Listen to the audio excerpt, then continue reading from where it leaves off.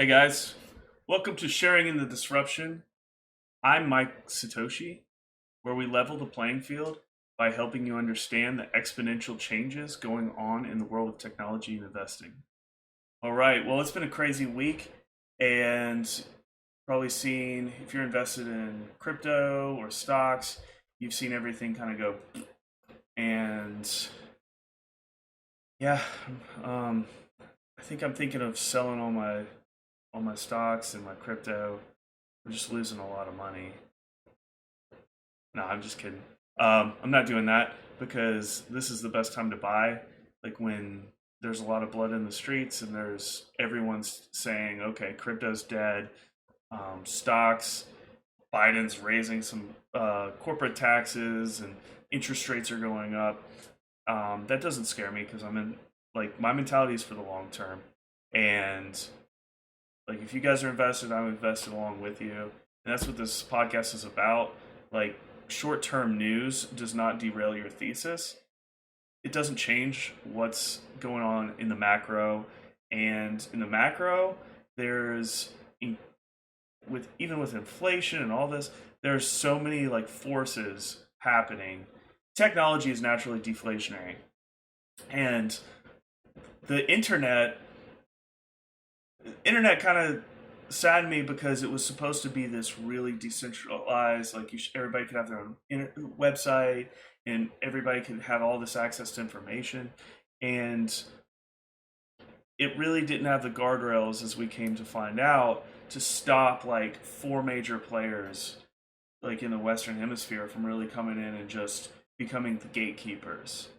And you have Amazon, you have Google, Facebook, and a few other players that really, Apple with its App Store, that really can control the majority of what we see and the way we see it and all of this. And I really think blockchain, as I didn't really fully understand kind of some of the potential, and maybe I'm late to the game, but I see so much blue sky ahead of us actually, because when I talk to the common person, all they're talking about is Dogecoin or maybe Bitcoin. They're thinking of it as just a money making thing and not as like how it can change the macro and how it can be the new internet and really decentralize, like actually allow the internet to fulfill its promise. We just didn't have the technology to allow the internet to be what it was capable of, and now that's really coming around. And there's lots of ways for you to get in on it. Like I said, this part of this podcast is like, how can we benefit from all these changes in technology so it doesn't just accrue to the top percentage? And that's what we've seen of the internet of the past like 20 years, is really like it's made the rich like super rich, and it's really just kind of crushed the gains of like the people who really didn't have a part in it. And with this, you have the opportunity, if you take it, to invest in some of these tokens.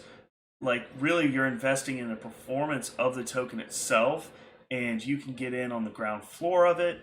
And I still, stock investing is still great, but this allows people to get in really early and allows them to, like, crypto mining. That was cool because people could sit there and like have a crypto mining setup, and they could make money off of mining these coins. But it's very energy intensive, kind of high overhead.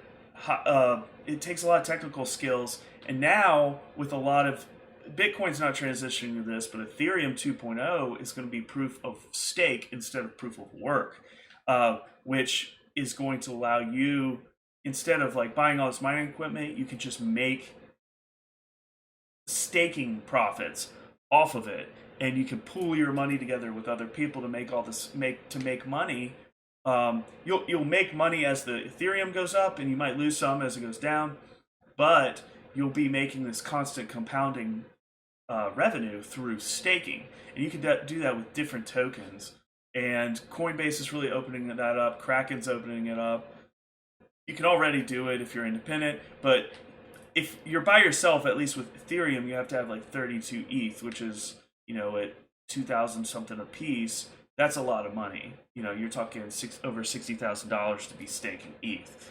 Um, so, but then there's like, as with mining pools, it became like unprofitable to really just mine it by yourself. So what people started doing was pooling together, and that same opportunity is going to be there with staking. And there's going to be different coins. Then there's the that you can loan and borrow crypto. So it opens like micro loans up to the general populace who maybe would get declined at a bank. You can loan money at a certain interest rate, and people have to be over collateralized, so it's not that risky from what I'm studying. You have to have a lot more crypto to back up what you're borrowing, but you don't have to dip into that crypto to borrow.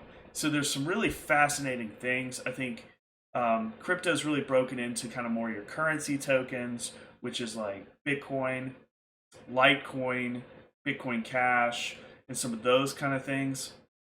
Dogecoin is a currency token that really isn't constrained as far as how much is minted. Like more keeps going on.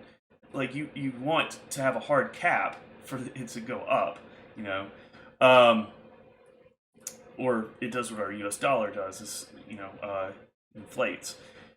Then you have your DeFi tokens, which make it possible to really do decentralized finance and do like loans and staking and have oracles that take in data from the outside world and put it onto the blockchain. And it's just so much stuff, and like constantly trying to learn. Then you have your NFTs, and then you have your like alternate blockchains from Ethereum. Ethereum is like an open ecosystem, kind of like an app almost, like that you can develop on top of, and everything kind of most things run off Ethereum. But then there's like other blockchains. There could be parallel blockchains that run parallel to Ethereum and work with Ethereum and kind of make it faster and less costly, and that's what I'm more bullish on. Then there's completely different blockchains altogether that are like Cardano and some other ones that really are kind of, their fate's tied to how much Ethereum can scale. And if it can't scale, they may be taking some of that because the bandwidth may be so compressed on Ethereum, it'll get so expensive. But you're seeing like some NFTs and a lot of different things making their own blockchains just to do what they need to do, so they don't have to pay those high fees through like Ethereum or something.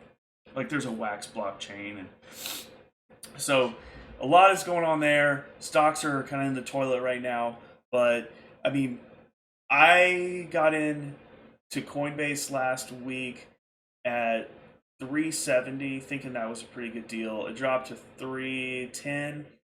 I averaged down to like $330. If you want to get into Coinbase and you want exposure to crypto without, you kind of missed out on it on the IPO. Like now's a good time. It's below, it's like 290 or something like that. So it actually did really pay off to wait.